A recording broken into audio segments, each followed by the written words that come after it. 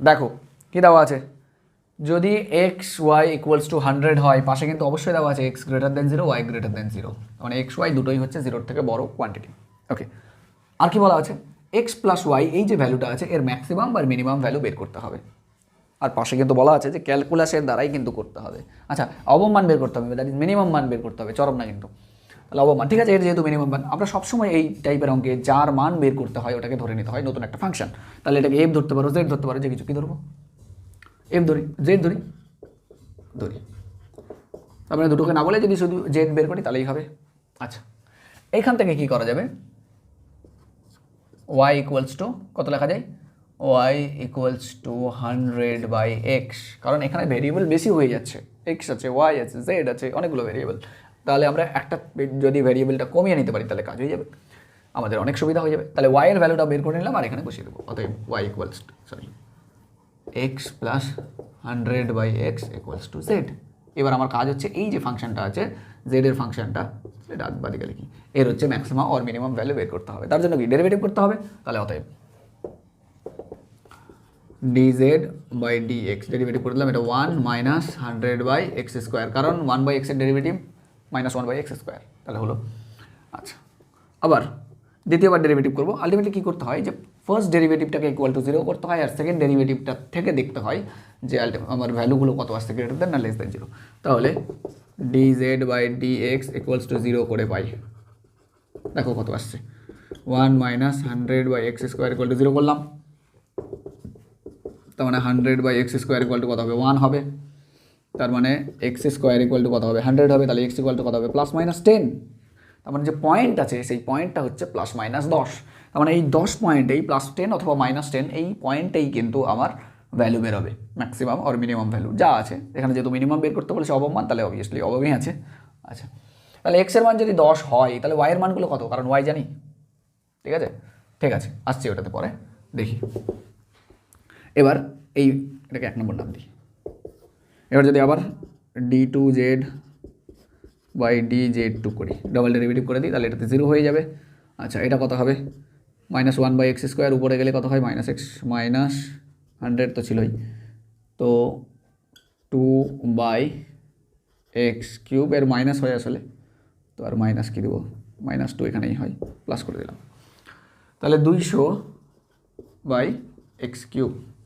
এবারে 200/x³ তার মানে আমার হলো d2z এই x হয় নিচে, x2 ইকুয়ালস টু 200/x³। এবার আমাকে দেখতে হবে এটা গ্রেটার দেন না লেস দেন, আর গ্রেটার দেন লেস দেন হলে কোথায় সেটা, তাহলে দেখি এটা।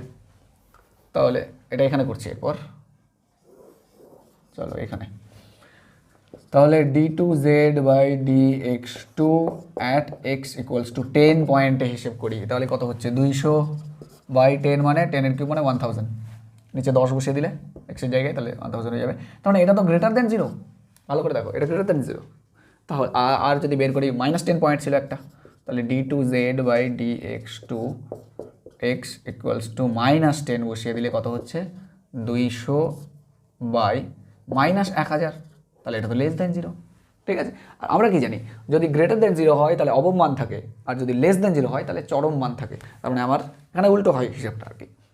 তার মানে যদি যেহেতু গ্রেটার দেন 0 আছে x ইকুয়াল টু 10 পয়েন্টে, তাহলে আমরা বলে দেবো যে x ইকুয়াল টু 2 পয়েন্টে, সরি x ইকুয়াল টু 10 পয়েন্টে আমার যে ফাংশনটা দেওয়া আছে, আমার যে অরিজিনাল ফাংশন দেওয়া আছে এটা, আর এটাকেই আমরা আলটিমেটলি এটা করেছি, তার মানে এটা বা এটা যেটাই বলো না কেন এর কিন্তু অবমান আছে। তাহলে লিখবো অতএব x ইকুয়াল টু 10 বিন্দুতে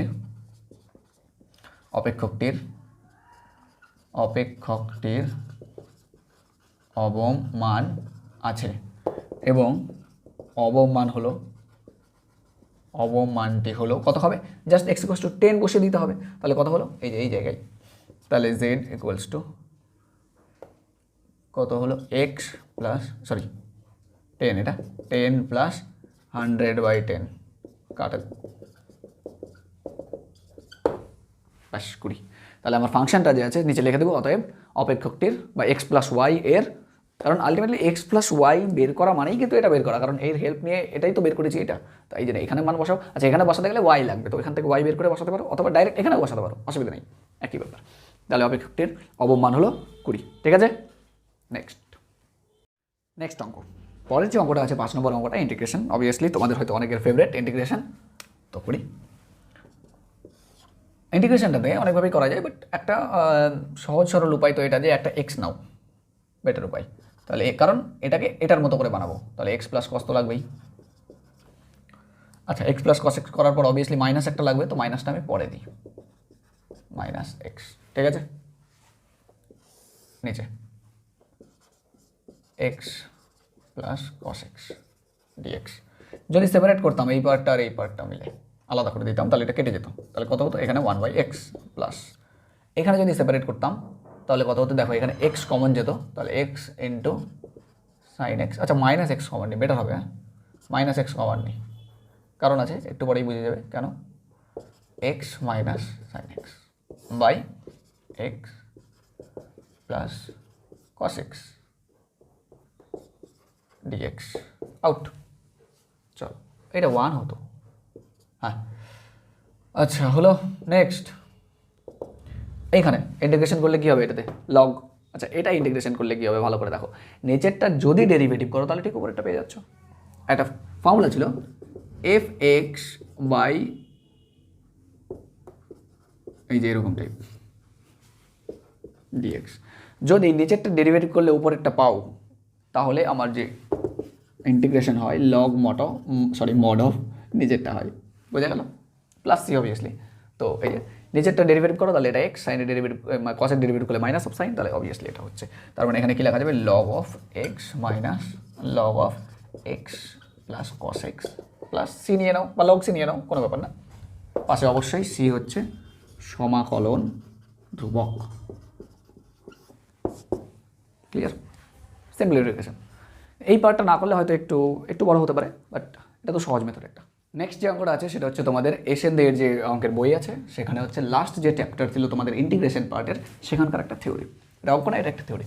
দেখো কি ছিল, F of x equals to minus of minus F of minus x যদি হয়, তার মানে অড ফাংশন যদি হয় ফাংশনটা, তাহলে আমরা এই ইন্টিগ্রেশনটা কী হয়, 0 হয়। এটাই তো প্রমাণ করতে বলেছে যে এইটা 0 হয়ে যাবে ফাংশনটা। ইন্টিগ্রেশন না করলেও ডাইরেক্ট বোঝা যেত এরকম অড ফাংশন দিয়ে।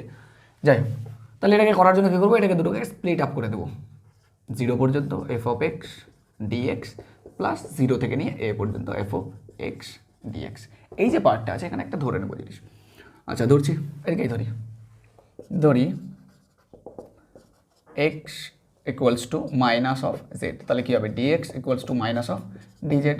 যদি লিমিটগুলো চেঞ্জ করতাম তাহলে কত হতো, এক্স জেড, এটা এক্স কত থেকে আছে মাইনাস এ অ্যান্ড 0। আচ্ছা, যদি এটা মাইনাস এ বসাতাম তাহলে এক্স ওয়াই ইকুয়াল টু এ, 0 থাকলে 0, তাহলে এ থেকে 0 এফ অফ, আচ্ছা এক্স এক্স মানে তো মাইনাস জেড ধরেছি, তাহলে মাইনাস জেড ডিএক্স মানে হচ্ছে মাইনাস অফ ডিজেড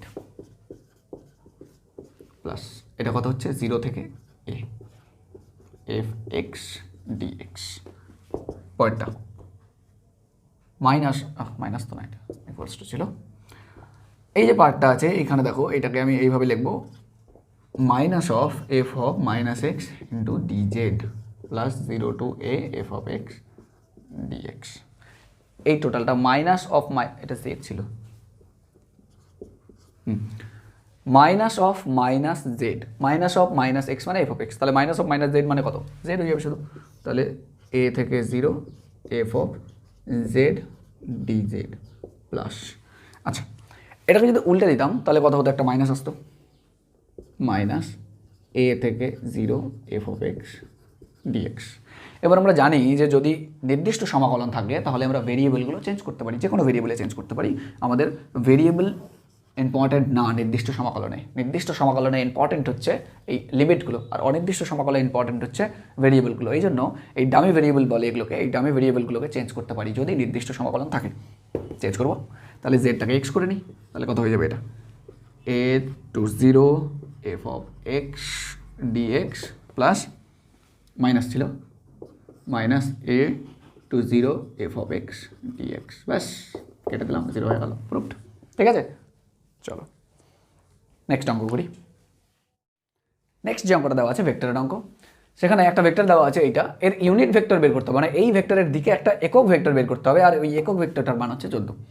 মান ভুলে যাও, এই টাইপের অঙ্ক থাকলে একক ভেক্টর বের করতে গেলে জাস্ট শুধু একক ভেক্টর বের করো। এবার দেখো, যদি কোনো একটা ভেক্টর দেওয়া থাকে এ এবং ওর একক ভেক্টর বের করতে চাই, তাহলে ওইটাকে ওই ভেক্টরের মড দিয়ে শুধু জাস্ট ভাগ করতে হয়, আর কিছু না, তাহলে হয়ে যায়। তাহলে এটার মড কত, তাহলে আমরা লিখবো 3i প্লাস, এটাকে কিছু একটা নাম দিই, বেটার হবে, বারবার লিখতে হবে না বড় করে।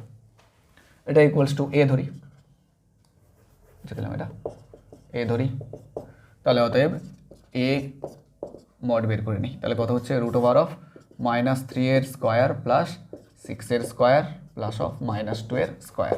তাহলে কত হবে এটা 9 36 আর এটা 4 49 ওকে 49 দ্যাট ইজ 7। আচ্ছা এখানে নেগেটিভ হয় না কিন্তু, প্লাস মাইনাসের প্লাস মানে প্লাস মাইনাস এটাতে হতে পারে না। যাই হোক আসলে এটা পরেরটাতে যাই, মান আচ্ছা ইউনিট ভেক্টরটা বের করি। অতএব একক ভেক্টর কত হবে এইটা, আচ্ছা কত এটা -3i plus 6j minus 2k by এর মড মানে 7। এটা হচ্ছে একক ভেক্টর। এবার আমাকে এমন একটা ভেক্টর বের করতে বলেছে, এটা হচ্ছে একক ভেক্টর মানে এরই যে দেখো একক ভেক্টর শুধু ডিরেকশন ডিসাইড করে আর এর ভ্যালু হয় কত 1, মানে এর মান হয় 1। আমাকে এই সেম দিকে একটা ভেক্টর বের করতে বলেছে যার মান হবে 14। তার মানে এই যে 1কে 14 দিয়ে যদি গুণ করি তাহলে 14 হয়ে যাবে, 14 হয়ে যাবে না। এই জন্য জাস্ট এই টাইপের অঙ্কে শুধু এই ইউনিট ভেক্টর বের করে যত মান বলেছে তত গুণ করে দিতে হয়। অতএব নির্ণেয় ভেক্টরটি 14 into -3i plus 6j minus 2k by 7, ব্যাস কেটে দাও। 2 পারলে গুণই করে দাও, অসুবিধা নেই। তাহলে 2 দিয়ে -6i minus 12j minus 4k, ব্যাস এটাও হবে। 2 বাইরে রাখতে পারো, অসুবিধা নেই। এই হচ্ছে ওই ভেক্টরটা, বোঝা গেল? আচ্ছা এরপরের যে অঙ্কটা আছে সেই অঙ্কে বলেছে কি দেখো, যে একটা 60 ডিগ্রি YZ প্লেন আছে, YZ প্লেনে 60 ডিগ্রি কোণে নত একটা সরলরেখা আছে। y এর সঙ্গে 60 ডিগ্রি করে নত একটা সরলরেখা আছে। বলছে এই সরলরেখাটার যে ডিরেকশন কোসাইনগুলো হবে সেইগুলো বের করতে হবে। মানে ডিরেকশন কোসাইন মানে কি, আমরা কসের ভ্যালুগুলো বের করতে হয়, ঠিক আছে? জেড অক্ষের, আচ্ছা সরি এটা জেড অক্ষের ধনাত্মক দিকের সঙ্গে কোণ আছে, তো জেড অক্ষের YZ প্লেনে, তাহলে এটাকে 60 এটা হবে না, 60 উপরেরটা হবে। আমি ভাবলাম যে y আছে হয়তো, যাই হোক জেড আছে, জেড অক্ষের ধনাত্মক দিকের সঙ্গে 60 ডিগ্রি কোণ করে আছে, তাহলে এটা জেড অক্ষ। আচ্ছা যদি ওটা 60 হয় তাহলে অবভিয়াসলি এটা 30 হবে, কারণ প্লেন ওই প্লেনের উপরে আছে, তো YZ প্লেনের উপরে পড়ে আছে ওটা, তার মানে অবভিয়াসলি ওখানে যদি 60 হয় তাহলে একটা 30 তো হবেই পরেরটা। আচ্ছা এইটা এর সঙ্গে কত ডিগ্রি অ্যাঙ্গেল করবে? সবসময় 90 ডিগ্রি অ্যাঙ্গেল করবে এইটা, কারণ ওই যেহেতু প্লেনে আছে, আর আমরা জানি যে এক্স যে অক্ষটা আছে ওই এক্স অক্ষটা ওটা গোটা প্লেনটার উপরে 90 ডিগ্রি অ্যাঙ্গেল করে, আসলে এটা এইভাবে আছে। তাহলে 90 ডিগ্রি অ্যাঙ্গেল তো করবে, ব্যাস এবার তো এগুলোর কস নিয়ে নিলেই কাজ হয়ে যাবে। তাহলে অতএব ডিরেকশন কোসাইন ডিসিএসগুলি হলো কত হবে, কস 90 এক্সের জন্য যেটা আলফা হচ্ছে, যাই হোক আলফা তো 90, আলফা 90, বিটা হচ্ছে 30 আর গামা হচ্ছে 60, এটা দেওয়া আছে। অতএব cos alpha cos beta cos gamma এই হয়। আচ্ছা কস আলফা মানে হচ্ছে 90 কস 30 আর কস 60, তার মানে 1 হচ্ছে কস 90 মান তো 0, 1 কেন 0। আচ্ছা কস 30 মান √3/2 অ্যান্ড কস 60 মান 1/2, ব্যাস এগুলো হচ্ছে ডিসিএস। নেক্সট করি এইভাবে যে পি অফ এ দেওয়া আছে, পি অফ বি দেওয়া আছে আর P of A minus B দেওয়া আছে, তাহলে ইন্ডিপেন্ডেন্ট প্রমাণ করতে হবে। এবার দেখো স্বাধীন বা ইন্ডিপেন্ডেন্ট, দুটো ঘটনা যে স্বাধীন বা ইন্ডিপেন্ডেন্ট এটা কীভাবে প্রমাণ হয়, যদি একটা ঘটনা এ আর একটা ঘটনা যদি বি হয় তাহলে এদের ইন্টারসেকশন পার্টটা P of A intersection B equals to যদি P of A into P of B, এদের ইন্টারসেকশনের মানটা যদি আলাদা আলাদা প্রবাবিলিটির গুণফলের সঙ্গে সমান হয় তাহলে আমরা বলতে পারি এ এবং বি স্বাধীন। তাহলে আমাকে দেখাতে হবে ওই জিনিসটা। এবার একটা ভেন ডায়াগ্রাম আঁকি ছোট্ট, দেখো এটা ধরো এ আর এটা ধরো বি, ঠিক আছে? এই যে পার্টটা আছে, এই যে চাঁদের মতো ছোট, এই পার্টটা হচ্ছে এ থেকে যেই অংশের মধ্যে বি ঢুকে আছে সেটা বাদ, সেটাকেই বলা হয় এ মাইনাস বি, ঠিক আছে?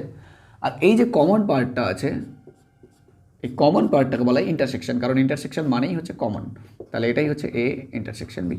ভালো করে খেয়াল করে দেখো যে এই পার্টটা আর এই পার্টটা, এই দুটো পার্ট কিন্তু একদমই আলাদা, পৃথক পৃথক দুটো পার্ট। তাহলে এখানে লিখতে হবে যে এ মাইনাস বি ও এ ইন্টারসেকশন বি পরস্পর, এটা সবসময় কী হয়, পৃথক হয়, পৃথক।